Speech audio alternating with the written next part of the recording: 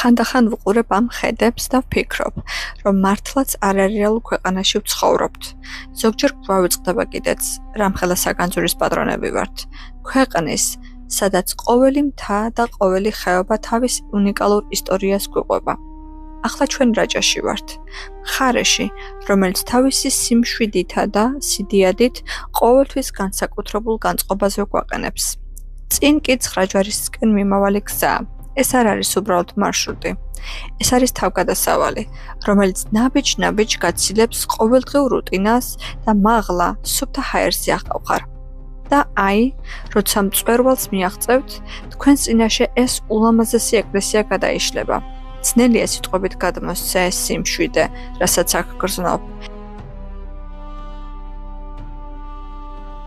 ეს ტაძარი ისე ამაყად და შეურყევლად დგას კლდის თავზე, თითქოს საუკუნეების მანძილზე მცველად უდგას მთელ იმერეთსა და რაჭას, რომლებიც აქედან ხელისკულზეა გადაშლილი.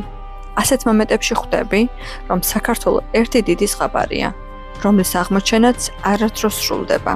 თუ გსურთ, რომ ეს სილამაზე სხვებმაც ნახონ და ჩვენი ქვეყნის ეს საოცარი კუთხე უფრო მეტმა ადამიანმა გაიცნოს, აუცილებლად დაალაიქეთ ვიდეო.